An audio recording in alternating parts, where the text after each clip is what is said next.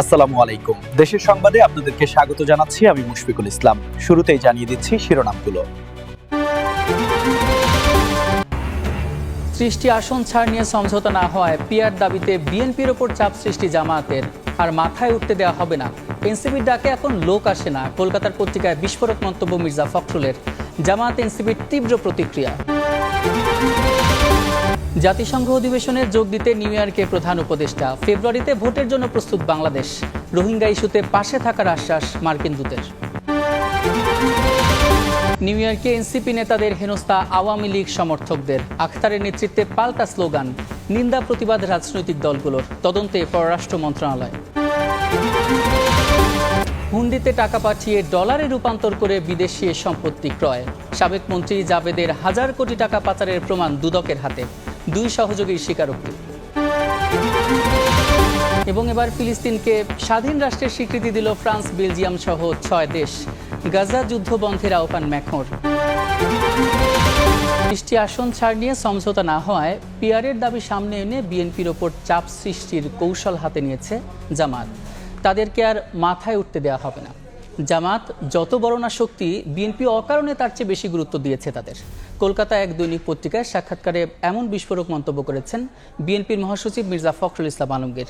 সাক্ষাৎকারে এনসিপিকে নিয়েও কথা বলেন বিএনপির মহাসচিব। বিস্তারিত আহমেদ সালেহিনের রিপোর্টে। 2 যুগের বেশি সময় ধরে বন্ধুত্ব থেকে হঠাৎ প্রতিদ্বন্দ্বী। বর্তমানে দেশের অন্যতম 2 রাজনৈতিক দল বিএনপি ও জামায়াতের এমন মুখোমুখি অবস্থান নিয়ে নানা মহলে রয়েছে প্রশ্ন, সাধারণ মানুষের মাঝেও রয়েছে কৌতূহল। 2 দলের এমন বিপরীতমুখী অবস্থানের কারণ আগামী নির্বাচনে চাহিদা মতো 30টি আসন না দেয় নাখোশ জামায়াতে ইসলামী। এমন বিস্ফোরক মন্তব্য করেছেন বিএনপি মহাসচিব মির্জা ফখরুল ইসলাম আলমগীর। ভারতের কলকাতার বাংলা দৈনিক পত্রিকা এই সময়ের সাংবাদিক অনমিত্র চট্টোপাধ্যায়কে ঢাকার গুলশানে এক সাক্ষাৎকারে একথা বলেন মির্জা ফখরুল। তার অভিযোগ, সমঝোতায় মনোপুত না হয়েই বিএনপিকে চাপে রাখতে পিআরের দাবি সামনে এনেছে জামায়াত। তাদেরকে আর মাথায় উঠতে দেওয়া হবে না বলে সাফ জানান বিএনপি মহাসচিব। মন্তব্য করেন, জামাত যত বড় না শক্তি, বিএনপি অকারণে তার চেয়ে বেশি গুরুত্ব দিয়েছে তাদের। সাক্ষাৎকারে জাতীয় নাগরিক পার্টি এনসিপিকে নিয়েও কড়া মন্তব্য করেন মির্জা ফখরুল। সেখানে দাবি করেন, এনসিপি এখন আর কোনো শক্তি নয়, তারা ডাকলে এখন আর লোক আসে না। দলটির এখন একমাত্র লক্ষ্য বিএনপিকে সরকার গঠন করতে না দেয়া। তবে দলটি বিএনপির কাছে আসন সমঝোতার কোনো প্রস্তাব দেয়নি বলেও জানান ফখরুল। অবশ্য সাক্ষাৎকারে জুলাই অভ্যুত্থানের ছাত্র নেতৃত্বের অবদানের কথা স্বীকার করেন মির্জা ফখরুল। আগামী ফেব্রুয়ারিতে নির্বাচন হবে কিনা এমন সংশয়ের জবাবে মির্জা ফখরুল দৃঢ়তার সঙ্গে জানান, আগামী রমজানের আগেই হবে ভোট। তবে চূড়ান্তভাবে রাজনৈতিক দলগুলোকে সতর্ক করে ডক্টর ইউনূস জানিয়েছেন, আগামী ফেব্রুয়ারিতে ভোট না হলে মার্চেই তিনি ক্ষমতা ছেড়ে দিবেন। আওয়ামী লীগ ও জাতীয় পার্টি সহ তাদের শরিকরা আগামী নির্বাচনে অংশ নিলে আপত্তি নেই বিএনপির, এমনটা দাবি করা হয় ওই সাক্ষাৎকারে। বলা হয়, অবাধ সুষ্ঠু নির্বাচনের জন্য সবার অংশগ্রহণ প্রয়োজন। শেখ হাসিনা গত 15 বছরে প্রতিপক্ষকে ভোটে অংশ নেওয়ার সুযোগ দেয়নি, তার শাস্তি তারা পেয়েছেন। তাই বিএনপি তাদের মতো সেই অন্যায় করতে চায় না। তবে আওয়ামী সরকারের হাতে প্রাণহানি ও রক্তপাত দেখেছে বলে জনগণ এখন তাদের সম্পূর্ণ বিরোধী, সাক্ষাৎকারে বলেন বিএনপি মহাসচিব। এদিকে ভারত আওয়ামী চশমায় বাংলাদেশকে দেখে ভুল করেছে মন্তব্য করে মির্জা ফখরুল বলেন, ভুল বোঝাবুঝির অবসান হতে হবে। আওয়ামী লীগ ভারতকে ভুল বুঝিয়ে বিএনপি জামাতকে এক বন্ধনীতে ফেলেছে। এমন মন্তব্য করে বিএনপি মহাসচিব দাবি করেন, জামাতের রাজনীতির সঙ্গে তাদের কোনো মিল নেই, তারা শুধুই নির্বাচনী শরিক। জামাতকে আর কোনো সুবিধা দিতে দেওয়া হবে না বলেও সাফ জানিয়ে দেন মির্জা ফখরুল। সংবাদটি এমন সময় প্রকাশ হয় যখন জাতিসংঘ অধিবেশনে যোগ দিতে প্রধান উপদেষ্টার সফরসঙ্গী হিসাবে জামায়াত এনসিপি নেতাদের সঙ্গে নিউ ইয়র্কের পথে ছিলেন বিএনপি মহাসচিব মির্জা ফখরুল ইসলাম আলমগীর।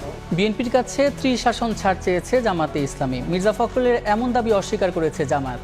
বিএনপিকে চাপে রাখার জন্যই পিআর দাবিতে আন্দোলনের অভিযোগও অস্বীকার করেছে দলটি।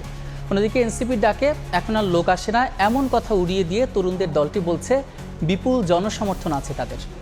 আওয়ামী লীগ সহ গণ অভ্যুত্থানের বিরোধীদের নির্বাচনে অংশগ্রহণের সুযোগ দেওয়ার পক্ষেও নয় বলে সাফ জানায় এনসিপি। সানভীর রূপলের রিপোর্ট।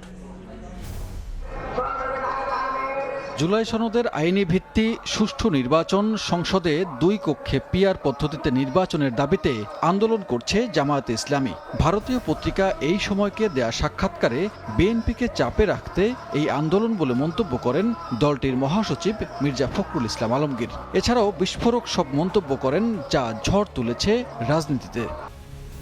মির্জা ফখরুলের দাবি অস্বীকার করে জামায়াত বলছে তাদের আন্দোলন জনগণের দাবি। 30টি আসন ছাড় নিয়ে সমঝোতার প্রস্তাবও মিথ্যা। এই ধরনের কোনো আলোচনা ওনাদের সাথে আমাদের কোনো পর্যায়ে হয়নি। আমরা এই ব্যাপারে আমাদের পক্ষ থেকে একটা বক্তব্য আমরা দিচ্ছি আর কি। আমাদের জানা মতো এটা একটা অসত্য বক্তব্য। এই ধরনের কোনো আলোচনা বিএনপির কারো সাথেই হয় নাই। জামায়াতকে আর মাথায় উঠতে দেয়া হবে না, মির্জা ফখরুলের এমন মন্তব্যের প্রতিক্রিয়ায় জামায়াত নেতা বলেন তারা জনগণের সমর্থন নিয়ে রাজনীতি করেন, কারো মাথায় ওঠার জন্য নয়। অন্তর্বর্তীকালীন সরকারের কাছে আমাদের এই দাবি যেন কাকে চাপে রাখা বা কাকে খুশি করার জন্য এটা আমরা করি নাই।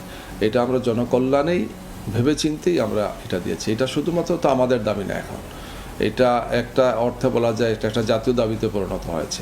সাক্ষাৎকারে এনসিপি নিয়েও মন্তব্য করেন মির্জা ফখরুল। বলেন এনসিপির ডাকে এখন আর লোক আসে না। এই বক্তব্যের বিরোধিতা করে এনসিপি বলছে জুলাই পদযাত্রায় বিপুল জনসমর্থন মিলেছে, বরং গত 17 বছরে বিএনপিকেই ছোট দল মনে হয়েছে। বক্তব্যটা আপনি বললেন যে এনসিপি সম্পর্কে যে এনসিপির ডাকলে লোক আসে না, আমার ধারণা ওনার কিছু তথ্যের ঘাটতি আছে, যেহেতু উনি একজন বর্ষিয়ান রাজনীতিবিদ এবং সোশ্যাল মিডিয়া আমার ধারণা কম ফলো করেন। গত জুলাই পদযাত্রায় সারা দেশে আমরা যে 60টা জেলায় 64টা জেলায় করতে পারিনি, 4টি জেলায় পোস্টপোন করা হয়েছে। 60টি জেলায় আমরা যে পদযাত্রা করলাম, প্রত্যেকটা জেলায় বিপুল জনগণের সাড়া দেখা গেছে এবং কোনো জায়গায় কিন্তু রাত 11টা, 11:30, 12টার দিকেও আমরা পৌঁছেছি একেবারে প্রত্যন্ত জায়গায়। সে সমস্ত জায়গাতে আমরা মানুষের বিপুল সাড়া দেখেছি।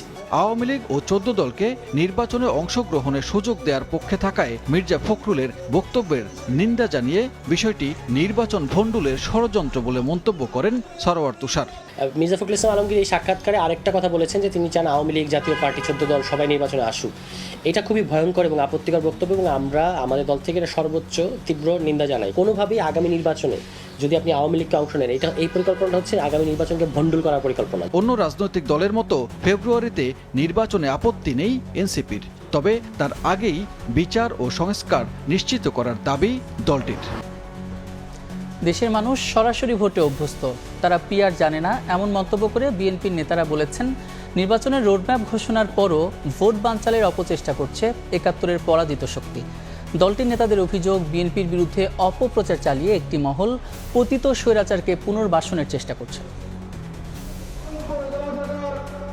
আগামী ফেব্রুয়ারিতে নির্বাচন ঘিরে যখন রাজনৈতিক মহলে চলছে প্রস্তুতি, ঠিক তখন কয়েকটি দল সংখ্যানুপাতিক বা পিআর পদ্ধতিতে নির্বাচনের দাবিতে রাজপথে আন্দোলন করছে। বিষয়টি সরকার ও অন্যান্য দলের মধ্যে তৈরি করেছে বিভক্তি। বিএনপির স্থায়ী কমিটির সদস্য ডাক্তার AJM জাহিদ হোসেন বলেছেন, দেশের মানুষ সংবিধান মোতাবেক সরাসরি ভোটে অভ্যস্ত, পিআর তারা বোঝে না, তাই জনগণই তাদের সিদ্ধান্ত নিক। শারদীয় দুর্গোৎসব উপলক্ষে সনাতন ধর্মাবলম্বীদের সঙ্গে দিনাজপুরে বিএনপির শুভেচ্ছা বিনিময় অনুষ্ঠানে একথা বলেন তিনি। জনগণের ইচ্ছা বহিঃপ্রকাশ যদি সংবিধান হয়, তাহলে জনগণকে সেই মত প্রকাশের সুযোগ তো আপনাকে দিতে হবে এবং আপনি আপনার নির্বাচনী ম্যানিফেস্টো, দলীয় ম্যানিফেস্টোতে আপনি দিয়ে জনগণের কাছে যান, সিদ্ধান্তটা জনগণ নিক। ঢাকায় রিপোর্টার্স ইউনিটি মিলনায়তনে আলোচনায় যোগ দিয়ে দলটির স্থায়ী কমিটির আরেক সদস্য বেগম সেলিমা রহমান বলেন, ফেব্রুয়ারিতে নির্বাচনের রোডম্যাপ ঘোষণার পর থেকেই ভোট বানচালের ষড়যন্ত্র করছে স্বাধীনতা বিরোধীরা। যখন নির্বাচনের রোডম্যাপ ঘোষণা হয়ে গেছে, তারপরেও তারা রাজপথে আন্দোলন করছে। আজকে আপনারা দেখতে পাচ্ছেন সমগ্র বাংলাদেশ একটা অস্তিত্বশীল।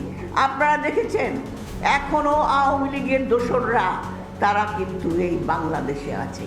এদিন নয়াপল্টনে বিএনপির কেন্দ্রীয় কার্যালয়ে সংবাদ সম্মেলনে দলটির সিনিয়র যুগ্ম মহাসচিব রুহুল কবির রিজভী অভিযোগ করেন, অপপ্রচার চালিয়ে পতিত স্বৈরাচারকে পুনর্বাসনে চক্রান্ত করছে একটি মহল। বিএনপির মনোনয়নের নামে মিথ্যা অপপ্রচারে বিভ্রান্ত না হতে দলীয় কর্মীদের আহ্বান জানান তিনি।